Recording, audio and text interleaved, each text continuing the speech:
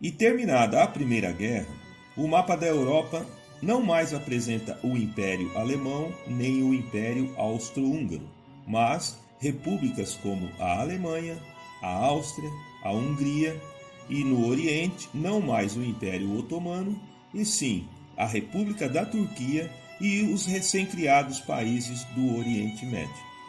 Também nos Balcãs, o estopim da Primeira Guerra, o agrupamento dos países agora na recém-criada Iugoslávia. E o esforço de guerra apresentou uma nova força de trabalho para a sociedade, a mão de obra feminina, que a partir de então comporia mais um fator importante da economia mundial. A Primeira Guerra acentuou ainda mais o declínio econômico da Europa e a ascensão dos Estados Unidos como a principal potência industrial e econômica. Os Estados Unidos enviaram dinheiro para os bancos europeus financiarem a reconstrução das economias europeias. Foi quando o dólar adquiriu o prestígio e a credibilidade internacional. É também neste período que os Estados Unidos começam a exportar para o mundo a sua cultura através da música, do rádio e do cinema, promovendo o chamado American Way of Life, ou o estilo de vida americano, que sublimava o sucesso e a boa vida, conquistados através das virtudes puritanas, como o apego ao trabalho austero e à religião. O presidente Wilson decreta, logo ao final da Primeira Guerra, a Lei Seca, com o suposto intuito de diminuir os acidentes de trânsito, mas também melhorar o desempenho dos operários nas fábricas, proibindo a fabricação e o consumo de bebidas alcoólicas em todo o território. Em pouco tempo, a medida se mostra um fracasso, observado através da proliferação dos bares clandestinos e do contrabando, fortalecendo o crime organizado e aumentando a violência e a criminalidade que já era grande desde o período da industrialização americana. Já na Europa, o cenário era desolador. Boa parte da população masculina havia ou morrido na guerra ou ficado incapacitada para o trabalho. A pobreza e a mendicância eram visíveis nas ruas. A Alemanha e a Áustria endividadas com as nações vencedoras do conflito, e estas nações, por sua vez, se endividavam com os Estados Unidos da América, onde o sentimento das populações europeias era de desilusão. Já na América do Way of Life, o sentimento coletivo era de entusiasmo e do enfraquecimento dos ideais puritanos, com a valorização das artes, da dança e da música e menor rigidez no comportamento social. Também havia virado moda nos Estados Unidos investir na bolsa, onde famílias chegavam a vender a casa própria para investir na compra de ações de indústrias e de empreendimentos promissores. Um tipo de alimento e um tipo de negócio começaria a fazer sucesso neste período nos Estados Unidos. Ainda no século XIII, povos tártaros da Ásia Central que compunham o Império Mongol tinham o hábito de triturar carnes de carneiro, camelo e até de cavalo, salgar, temperar, bolear e achatar na forma de discos, para assar e comer no meio do pão.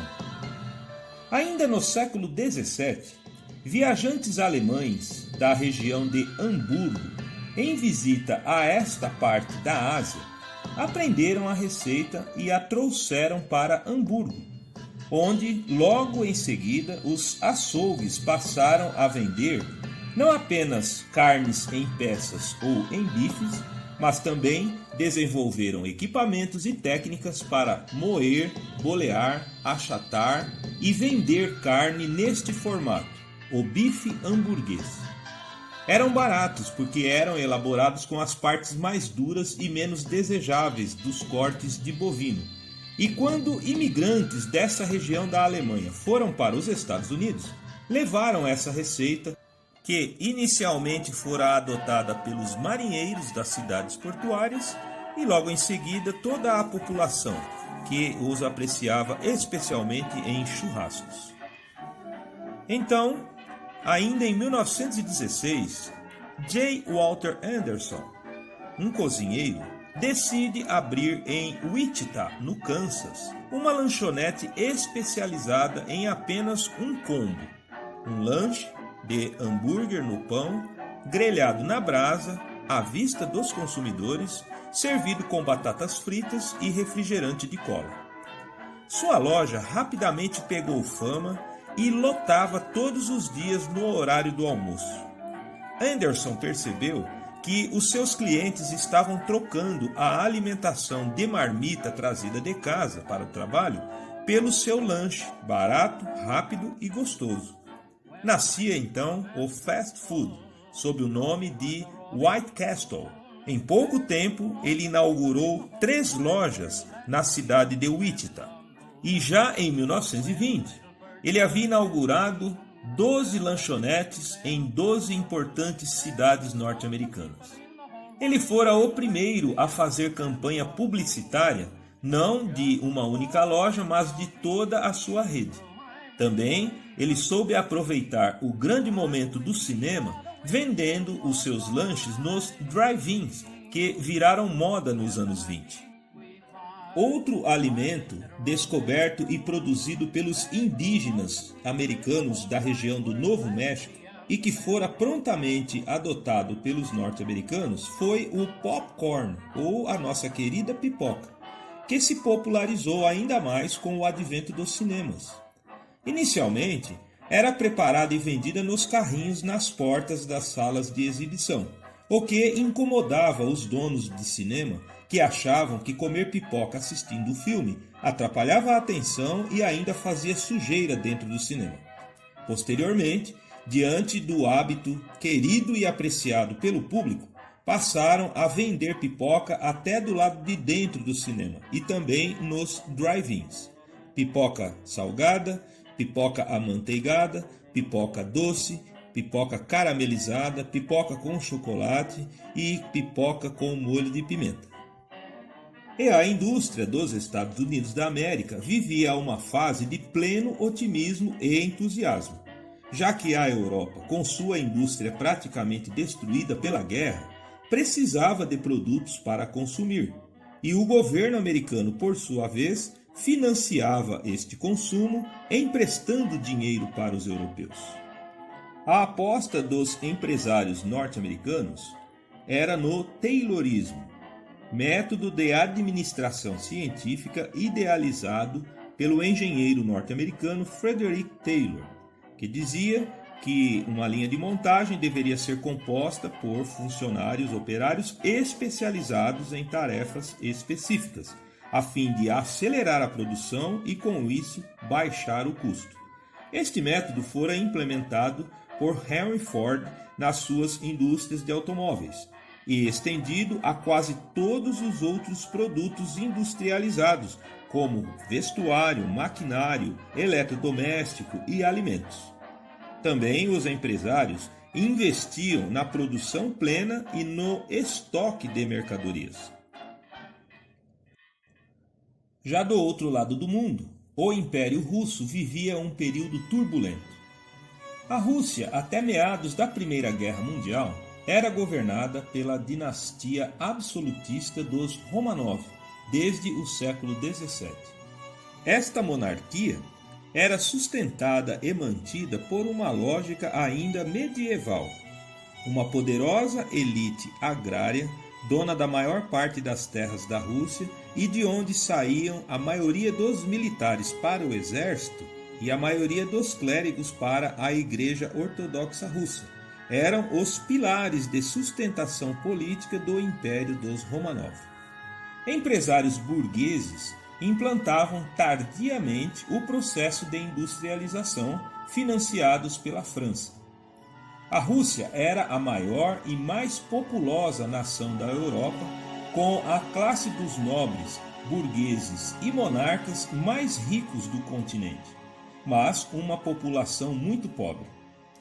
A partir da segunda metade do século XIX, fora surgindo uma numerosa classe operária nas grandes cidades, paralelamente à tradicional classe de trabalhadores camponeses do meio rural.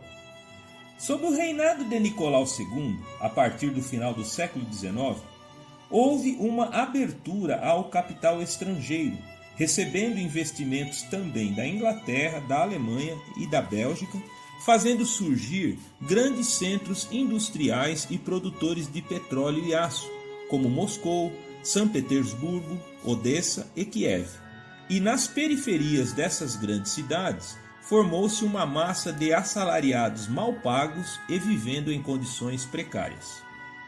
Também, um forte sentimento de desconfiança e descontentamento permeava a população da Rússia por causa da perda da guerra perante o Japão, que já era uma potência imperialista na Ásia, e houve disputa pelo controle da Manchúria chinesa e da Coreia, onde a Rússia perdeu a guerra, mesmo tendo um exército mais numeroso e uma marinha fortemente armada. Logo em 1905, bem antes da Primeira Guerra Mundial, eclodiram os primeiros movimentos e revoltas entre as classes operárias populares, onde o czar Nicolau II se viu obrigado a realizar reformas no sistema político do Império Russo, dando fim ao seu absolutismo, criando um governo constitucional e convocando eleições gerais para se constituir um parlamento a fim de representar os interesses do povo no governo.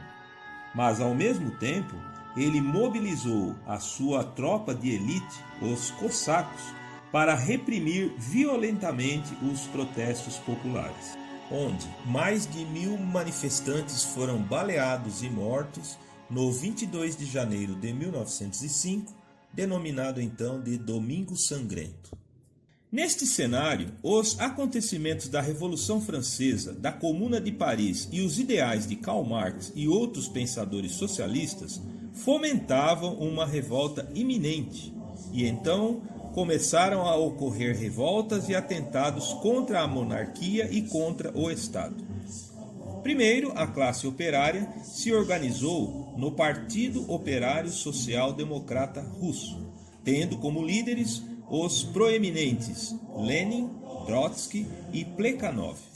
Este partido recém-formado de natureza popular tinha como ideologia principal o conceito de que a administração tanto do Estado como das empresas ou associações deveriam se dar através dos chamados sovietes, que vêm a ser conselhos ou comissões constituídas por trabalhadores, e não mais a direção deveria ser exercida por patrões, presidentes, diretores ou monarquias.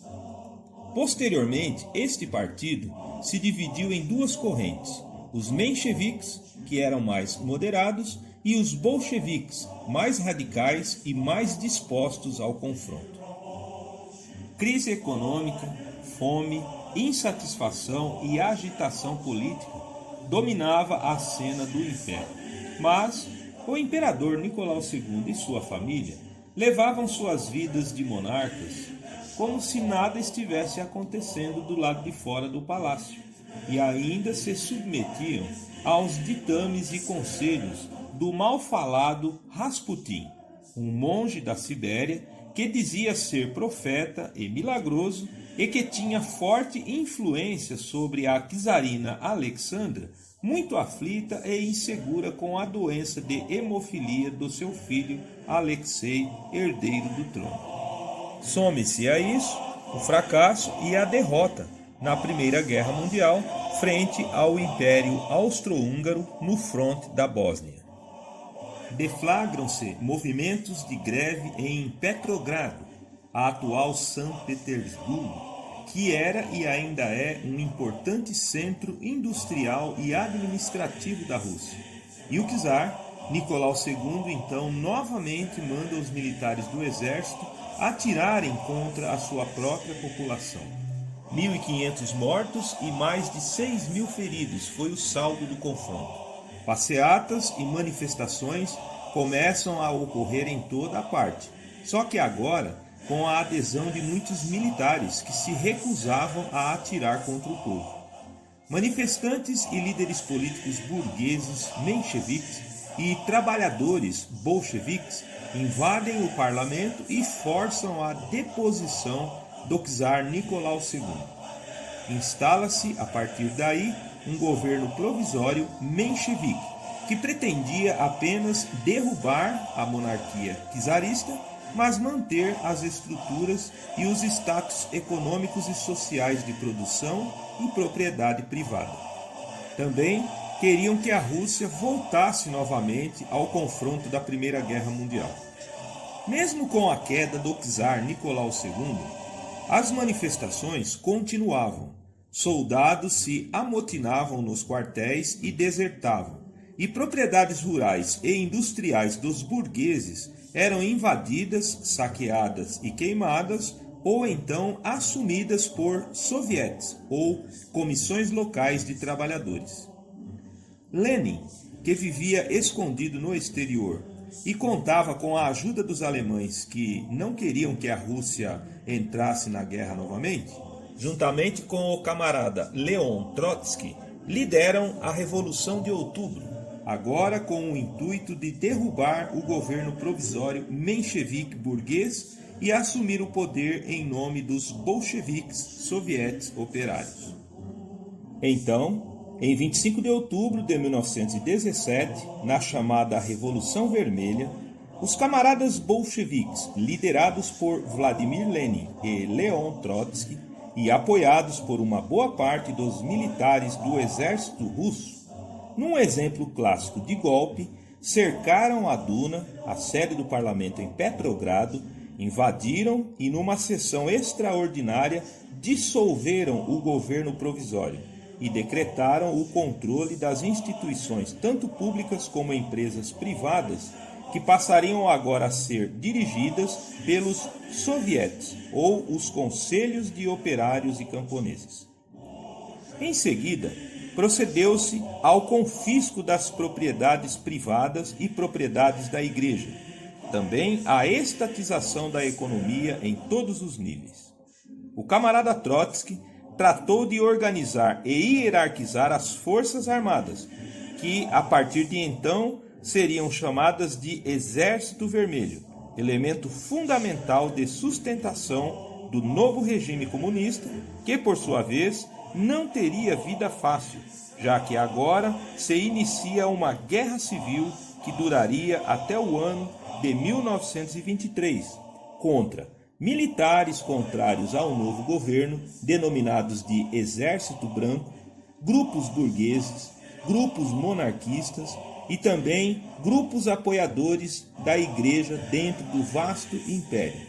Também as repúblicas anexadas ao Império Russo passariam a lutar pela sua independência, como a Finlândia, a Ucrânia, Estônia, Letônia, Lituânia e Polônia. A Guerra Civil seria a causa principal da Grande Fome de 1921, onde morreram mais de 6 milhões de russos. Também, o Exército Vermelho bolchevique teria que enfrentar tropas britânicas, tropas americanas, tropas japonesas que queriam derrubar o governo comunista e restaurar a monarquia. Também temiam que o comunismo se espalhasse para outros países. O saldo dessa guerra fora de 12 milhões de mortos. Os bolcheviques também trataram de assassinar, em julho de 1918, Nicolau II e sua família, que estavam exilados na região dos Montes Urais, a fim de anular qualquer possibilidade de restauração da monarquia czarista dos Romanov. O Exército Vermelho de Vladimir Lenin e Leon Trotsky saiu vencedor do grande conflito, e após este período conturbado, a Rússia estava arrasada economicamente. Foi quando, em 1922, fora instituída a União das Repúblicas Socialistas Soviéticas, que englobava a Federação da Rússia mais as repúblicas que anteriormente compunham o Império Russo e que apoiavam o novo regime.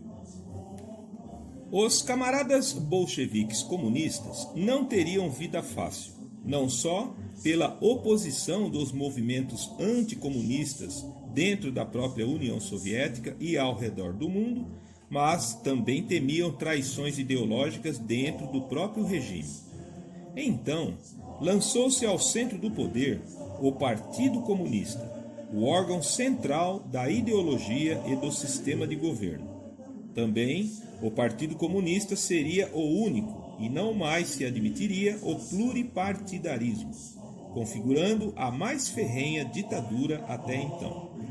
O Politburo, ou o Comitê Central do Partido Comunista da União Soviética, teria Leon Trotsky como secretário-geral e mais 4 membros, o próprio Vladimir Lenin, Levi Kamenev, Krotinsky e Joseph Stalin. Vladimir Lenin, em paralelo, continuaria sendo o chefe de governo da União Soviética. Porém, Lenin começou a adoecer e ao mesmo tempo via o poder e a liderança soviética pender para Joseph Stalin, secretário-geral do Partido Comunista e que assumia posições contrárias às posições de Lenin. A União Soviética, por sua vez, conseguia encaminhar reformas econômicas e até abertura ao capital estrangeiro, e dessa forma começava a se levantar economicamente.